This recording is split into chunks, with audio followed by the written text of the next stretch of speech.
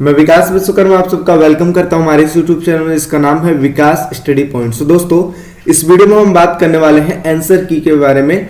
Morning shift का मैंने paper upload कर दिया था, आंसर की अपलोड कर दिया था। अब इवनिंग शिफ्ट वाले बच्चों के लिए मैं आंसर की अपलोड करने जा रहा हूं, तो ध्यान से देखिएगा और कमेंट सेक्शन में जरूर बताइएगा वीडियो देखने के बाद कि आपके कितने मार्क्स आए हैं। और जितने भी क्वेश्चन मैं आपको बताऊंगा, आई होप सारे क्वेश्चन सही होंगे, क्योंकि मेरे पास आंसर की नहीं आया है। ये सारे जितने भी चीजें मैं बता रहा हूँ ये मैंने खुद से किया है, तो इस वजह से अगर बाई चांसली एक दो क्वेश्चन में अगर मिस्टेक भी होते हैं तो आंसर की आने के बाद मैं उस चीज को ही बता दूंगा, ठीक है। या फिर आपको उसका आंसर आपको पता हो तो आप कमेंट सेक्शन में जरूर बताना, ठीक है। तो चलिए स्टार्ट करते हैं। तो यहाँ पे जो पहला क्वेश्चन पूछा गया था, देखिए यहाँ पे पहला क्वेश्चन पूछा गया था कि कठोर संविधान का अर्थ है। तो क्या अर्थ है? जिसे साधारण बहुमत से परिवर्तित किया जा सके, जिसे परिवर्तित करने के लिए विशेष बहुमत की आवश्यकता हो, जिसे जन साधारण की सहमति से प्राप्त हो, और या फिर डी, जिसे परिवर्तित नहीं किया जा सके। तो इसका जो आंसर होगा डी होगा, जिसे परिवर्तित नहीं किया जा सके, यानी कि इसका जो आंसर होगा वो होगा डी, ठीक है। तो आगे हम बात करते हैं। अगला जो क्वेश्चन है, संविधान सभा में उद्देश्य प्रस्ताव किसने प्रस्तुत किया? तो किसने प्रस्तुत किया था? इसका तो आंसर आपको पता होगा, जवाहरलाल नेहरू ने इसका उद्देश्य प्रस्ताव पारित किया था, ठीक है। तो जवाहरलाल नेहरू इसका हो जाएगा सही आंसर। अच्छा, आगे हम बात करते हैं। अगला क्वेश्चन है, सरकार का संसदीय स्वरूप किस देश के प्रावधान से भारतीय संविधान में लिया गया है? तो जाहिर सी बात है, ये जो लिया गया था ये ब्रिटेन से लिया गया था, इसका ए आंसर हो जाएगा, बिल्कुल ही सही। अगला बात करते हैं, किस देश के संविधान को शांति का संविधान माना जाता है? तो ये जापान के संविधान को शांति का संविधान माना जाता है। तो चौथा का हो जाएगा आपका फोर्थ पॉइंट।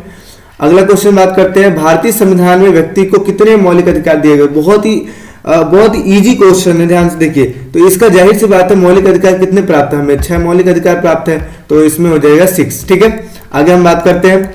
आगे लिखा है, संविधान द्वारा प्रदत्त किए गए संरक्षित अधिकारों की सूची को क्या कहा जाता है?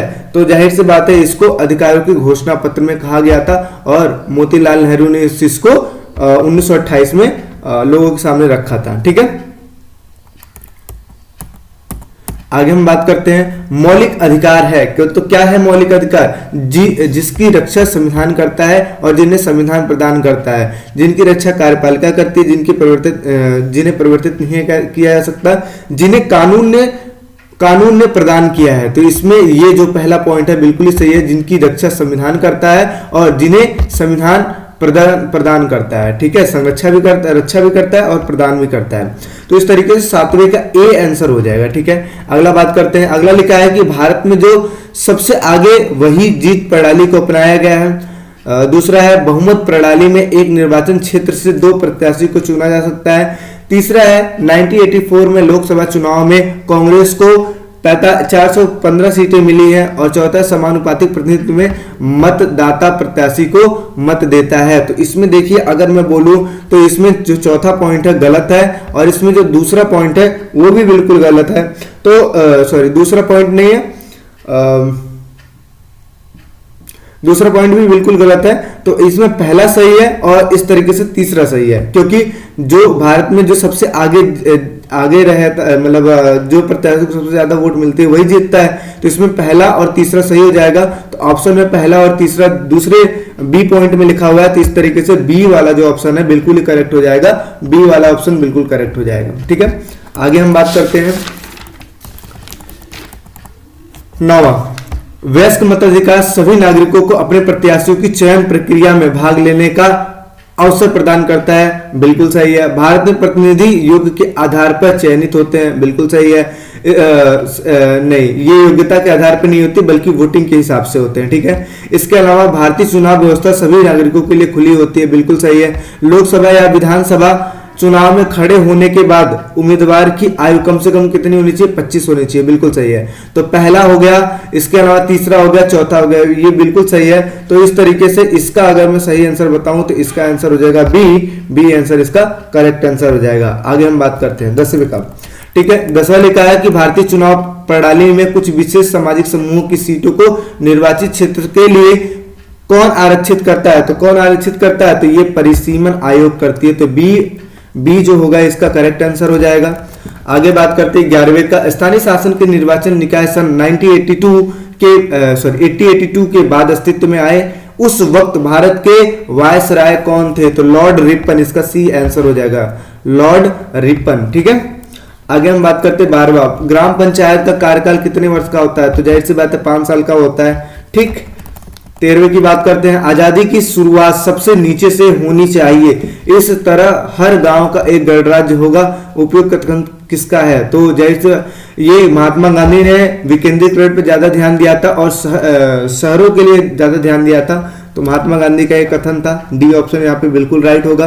अगला प्लेटो की पुस्तक है, तो द रिपब्लिक प्लेटो की पुस्तक है। ठीक है, नेक्स्ट बात करते हैं 15वां, निम्नलिखित कथनों में से विषम को चुनिए। विषम का मतलब होता है जो डिफरेंट हो। ठीक है, तो पहला लिखा है राजनीतिक सिद्धांत की उत्पत्ति रातों रात नहीं हुई है। राजनीतिक सिद्धांत सभी समूहों के बीच प्रासंगिक है। तीसरा, राजनीतिक सिद्धांत राजनीतिक विचारों तथा संस्थाओं की बुनियादी जानकारी के लिए मददगार है। और चौथा, तर्कसंगत ढंग से बहस तथा प्रभावी संप्रेषण वैश्विक सूचना व्यवस्था में नकारात्मक तत्व साबित होते हैं। तो इसमें जो चौथा पॉइंट है ये डिफरेंट है ऊपर के तीनों पॉइंट से, तो इस वजह से इसमें जो सही आंसर हो जाएगा वो हो जाएगा चौथा। ठीक है, आगे हम बात करते हैं। अगला क्वेश्चन है, रूसो ने निम्नलिखित में से किस कथन को कहा है? तो ये रूसो ने जो चीज कहा है, स्वतंत्रता मानव मात्र का क्या है? मौलिक अधिकार है। तो सी ऑप्शन यहाँ पे बिल्कुल राइट हो जाएगा। 17वें की बात करते हैं, द रिपब्लिक नामक पुस्तक में किस गुण का जिक्र नहीं किया गया? तो किस गुण का जिक्र नहीं किया गया? सेल्फलेस का जिक्र नहीं किया गया है। ठीक है, आगे, मानव जीवन की मूलभूत मान्यता क्या है? मानव जीवन की मूलभूत आवश्यकता क्या है? तो मनुष्य होने के नाते सभी व्यक्ति को अधिकार, इसके अधिकारी हैं। इसका उल्लेख संविधान में मिलता है। मानव अधिकार का उल्लेख प्राचीन काल से होता है। अधिकारों का संबंध मात्र आर्थिक पहलू से है। तो यहाँ पे है कि मनुष्य होने के नाते व्यक्ति के अधिकारी हैं। ठीक है, तो जो मानव अधिकार होते हैं ये मनुष्य होने के नाते हमें मिलते हैं। तो ए पॉइंट यहाँ पे बिल्कुल राइट हो जाएगा। 19 की अगर बात करें तो अधिकारों के संबंध में कौन सा कथन सत्य नहीं है? तो इसमें क्या है कि अधिकार मूल रूप से हकदारी या ऐसा दावा है जिसका औचित्य सिद्धांत हो।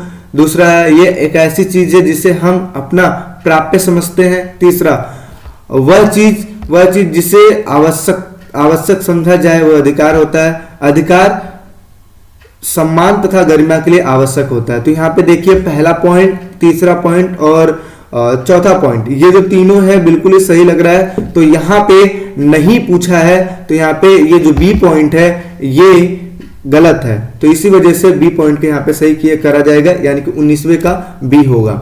आगे, कौन सा अधिकार राजनीतिक अधिकारों का उदाहरण नहीं है? नहीं पूछ रहा। तो यहाँ पे ध्यान से देखिए, पहला लिखा है वोट देने का अधिकार, राजनीतिक सिद्धांत में आता है। चुनाव लड़ने का अधिकार बिल्कुल ही आता है राजनीतिक सिद्धांत में। प्रतिनिधि चुनने का अधिकार ये भी आता है राजनीति में, लेकिन असमान संपत्ति ये नहीं आता है राजनीतिक में। तो 20वें का हो जाएगा डी। आगे, मानव अधिकारों की सार्वभौमिक घोषणा कब लागू हुई थी? तो 10 दिसंबर 1948 को लागू हुई थी। तो ये इसका बी आंसर हो जाएगा।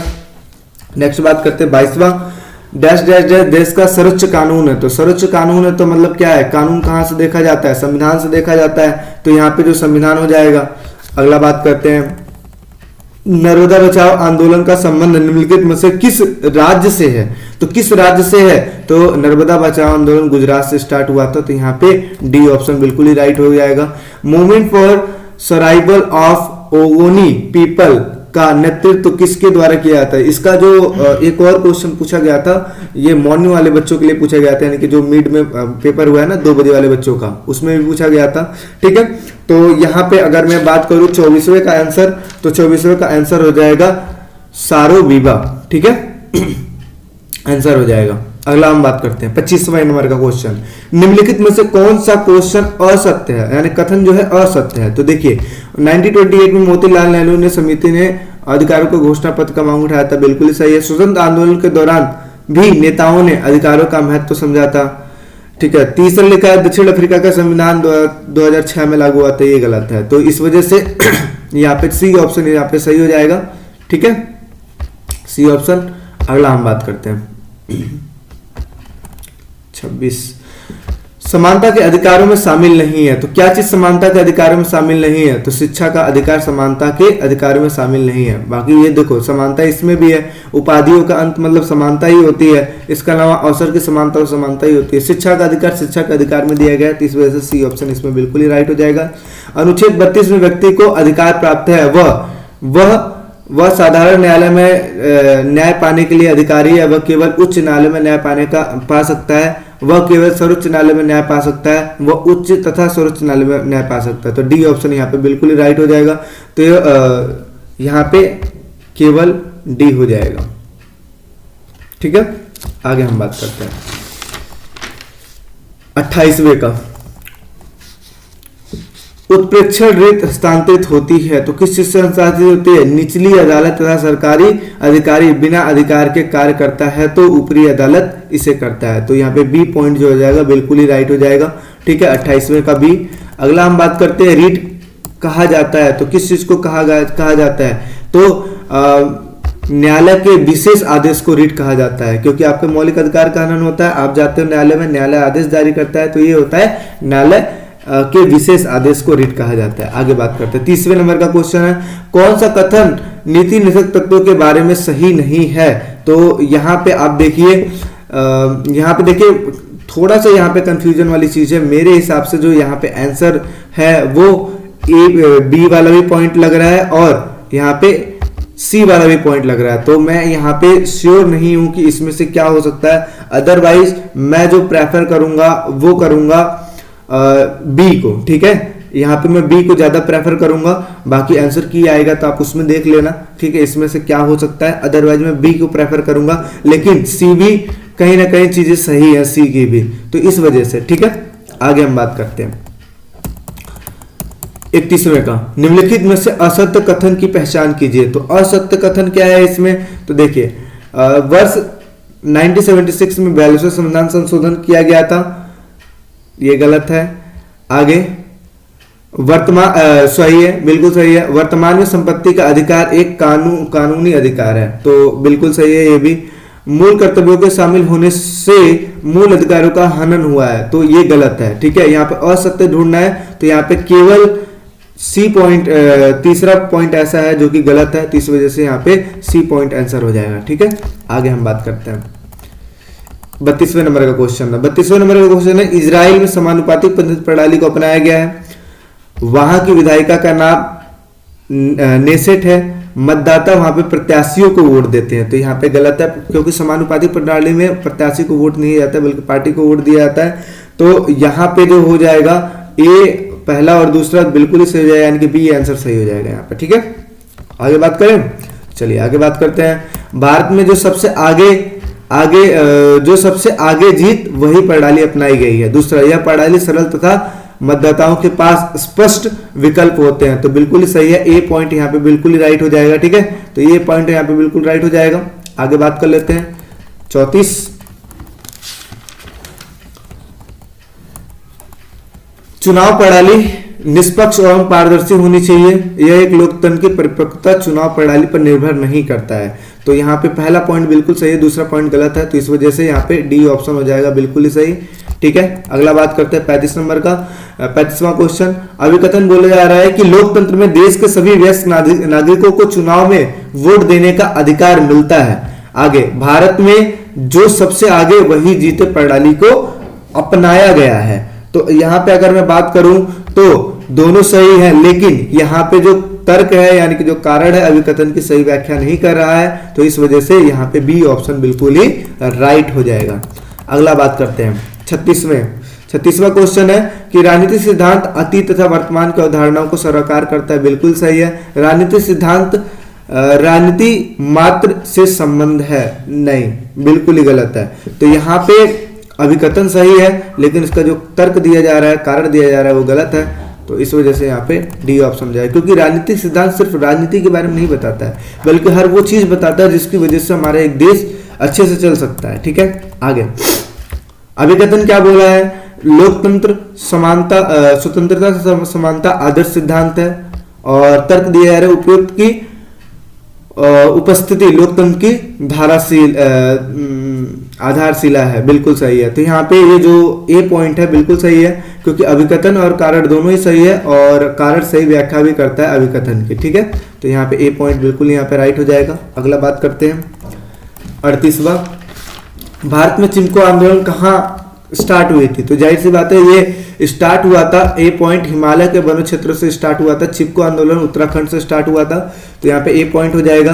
गांधी जी के सिद्धांतों को भारतीय संविधान के किस चीज में रखा गया है? तो नीति निषेध तत्वों में रखा गया है, ठीक है। चलिए अगला बात कर लेते हैं। तो यहाँ पे देखिए निम्नलिखित में से किसी राजनीति सिद्धांत के अध्ययन की आवश्यकता है? तो किसे आवश्यकता है? पहला, राजनीति करने वाले नेताओं को। दूसरा, नीति बनाने वाले नौकरशाहों के लिए। तीसरा, राजनीतिक सिद्धांत पढ़ने वाले अध्यापकों को, या फिर सभी के लिए। तो यहाँ पे डी ऑप्शन बिल्कुल ही राइट हो जाएगा, क्योंकि सभी के लिए राजनीतिक सिद्धांत इंपॉर्टेंट होती है। आगे, राजनीतिक सिद्धांत का संबंध निम्नलिखित में से किसे कहा जाता है? तो देखिए जो संबंध है किससे है? सार्वजनिक हित से है, निजी हित से है, वर्ग विशेष के हिस्से, या फिर शासन व्यवस्था के हिस्से। तो यहाँ पे सार्वजनिक हित के लिए, यानी कि सभी के लिए इंपॉर्टेंट है, ठीक है। तो 41वें का हो जाएगा ए। अगले की बात करते हैं। महात्मा गांधी ने एक बार टिप्पणी किया था कि राजनीति ने हमें सांप की कुंडली की तरह जकड़ रखा है और जिसे जूझने के सिवाय कोई भी अन्य रास्ता नहीं है, ठीक है। तर्क है कि राजनीति संगठन और सामूहिक निर्णय के किसी ढांचे के बगैर कोई भी समाज जिंदा नहीं रह सकता। तो यहाँ पे अगर मैं बोलूँ तो ए पॉइंट बिल्कुल ही सही है, लेकिन जो तर्क दिया जा रहा है ये अभिकथन का सही व्याख्या नहीं कर रहा है, तो इस वजह से यहाँ पे बी पॉइंट बिल्कुल ही राइट होगा। अगला बात करते हैं 43वां, विकास शब्द का परिचायक है। तो क्या है परिचायक? उन्नति बिना किसी सोच के, पीछे की तरह हटने की प्रक्रिया से, बेहतर जीवन की अभिलाषा से, या फिर मात्र आर्थिक विकास से। तो यहाँ पे ये होगा सी पॉइंट होगा बिल्कुल ही राइट, कि बेहतर जीवन की अभिलाषा से। आगे बढ़ते हैं। अगला पॉइंट है जो चौथा, विकास की अवधारणा ने डैश डैश डैश के उत्तरार्ध में महत्वपूर्ण सफलता प्राप्त की है। तो 20वीं सदी के उत्तरार्ध में की है, तो डी पॉइंट यहाँ पे बिल्कुल ही राइट होगा। 45वां क्वेश्चन है, सही कथन का चयन कीजिए। तो विकास की अवधारणा सतत एक सी रहती है। बी, विकास की अवधारणा विगत वर्षों में काफी बदली हुई है। सी पॉइंट है कि विकास के फलस्वरूप बेरोजगारी, कुपोषण जैसी समस्या केवल बढ़ी है। विकसित देशों ने विकासशील देशों को राजनीतिक रूप से सदैव सहायता प्रदान की है। तो यहाँ पे जो बी पॉइंट होगा बिल्कुल ही राइट होगा, क्योंकि विकास की अवधारणा विगत वर्षों में काफी ही बदली है।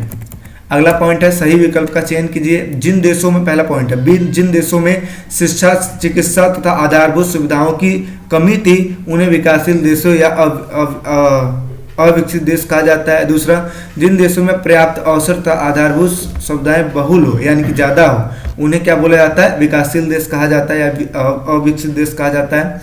तीसरा, जिन देशों का विकास बहुत तीव्र गति से हुआ तथा विकास की गति ने पश्चिमी देशों को पीछे छोड़ दिया, जिन्हें विकासशील देश या विकसित देश कहा जाता है। और डी पॉइंट है, विकासशील या अविकसित देशों की कोई परिभाषा नहीं दी जा सकती। तो यहाँ पे ए पॉइंट बिल्कुल ही राइट हो जाएगा, ठीक है, कि जिन देशों में शिक्षा, चिकित्सा तथा आधारभूत की कमी हो उन्हें विकासशील देश या अविकसित देश कहा जाता है।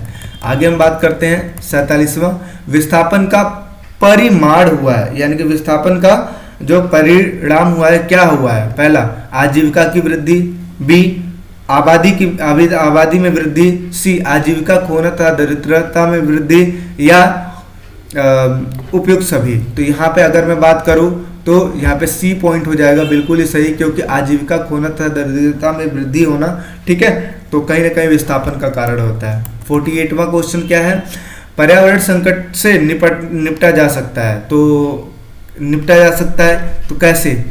संसाधनों का तेजी से दोहन किए जाने से, सतत विकास पर बल दिए जाने पर, जंगलों एवं वनों को तेजी से काटने पर, विस्थापन करने पर। तो बी पॉइंट बिल्कुल राइट होगा, सतत विकास पर बल दिए जाने से, ठीक है। अगला हम बात करते हैं 49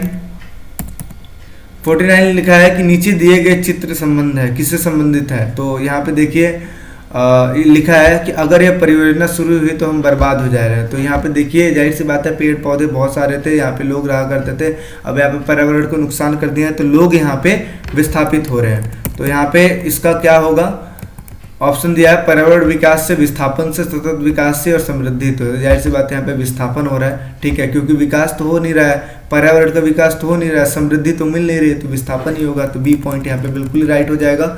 आगे हम बात करते हैं, तो ये दृष्टिहीन वाले बच्चों के लिए है, बट कोई नहीं। भूमंडलीय ताप के बढ़ने पर परिणाम हुआ है, तो क्या हुआ, पर्यावरण का भय हुआ है, ठीक है। आगे तो नीचे दिए गए चित्रों का अध्ययन कीजिए, वह दिए गए प्रश्नों का उत्तर दीजिए। तो ये आपको चित्र है, ठीक है, इस चित्र को देखिए और स्थानीय सरकार यहाँ खुली धूप में बैठी हुई है। तो स्थानीय सरकार जब बैठी हुई है तो जाहिर सी बात है ये स्थानीय शासन से संबंधित है, तो इस वजह से सी पॉइंट यहाँ पे बिल्कुल ही राइट होगा, ठीक है। आगे हम बात करते हैं, महिलाओं के लिए पंचायत में कितनी % सीटें आरक्षित की गई, तो 1/3 की गई है, ठीक है, सी पॉइंट यहाँ पे बिल्कुल राइट होगा। 51 की बात करते हैं, 51 वाला, तो नीचे दिए गए चित्रों में चुनाव को किस रूप में दिखाया गया था। तो देखिए चुनाव को एक प्रकार की समस्या के रूप में दिखाया जा रहा है, ठीक है, यहाँ पे हर्षोल्लास तरीके से दिखाया तो जा रहा है, लेकिन यहाँ पे एक समस्या है चुनाव, क्योंकि यहाँ पे पैसे बांटे जा रहे हैं, यहाँ पे लोग पैसे के लिए वोट भी दे रहे हैं, इस तरीके से एक समस्या के रूप में दिखाया जा रहा है, ठीक। आगे अगला हम बात करते हैं, तो अगले यहाँ पे देखिए क्या लिखा हुआ है, निम्नलिखित प्रश्न दृष्टिहीन बच्चों के लिए है। तो ये क्या है कि व्यक्ति के प्राकृतिक अधिकारों में शामिल होता है। तो क्या क्या होता है, प्राकृतिक का जीवन, स्वतंत्रता, संपत्ति, तीनों ही होता है। नेक्स्ट बात करते हैं, अब यहाँ पे पैसेज दिया हुआ है, पैसेज का आपको रीड आउट करना है और रीड आउट करने के बाद आपको इसका आंसर देना है, ठीक है। तो यहाँ पे मैं फटाक से आंसर आपको बता देता हूँ क्या है। तो राजनीतिक सिद्धांत का निर्माण किया गया, तो ये सिंपल सी चीज़ें किसके द्वारा किया गया था, संविधान सभा के द्वारा किया गया था, तो सी पॉइंट हो जाएगा।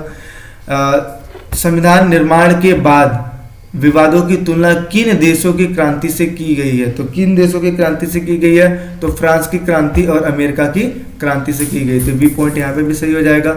अगला बात करते हैं, संविधान सभा ने कार्य किया, तो किस चीज के लिए कार्य किया था, तो सार्वजनिक हित के लिए कार्य किया था, तो यहाँ पे ए पॉइंट बिल्कुल राइट हो जाएगा। आगे संविधान सभा के सदस्यों का निर्वाचन किस प्रकार किया गया था, तो किस प्रकार किया गया था, तो यहाँ पे जो होगा बी पॉइंट बिल्कुल ही राइट हो जाएगा, क्योंकि अप्रत्यक्ष निर्वाचन के द्वारा किया गया था। आगे बात करते हैं, आगे फिर वही पैसेज है, आपको पैसेज पढ़ना है, पैसेज पढ़ लीजिएगा।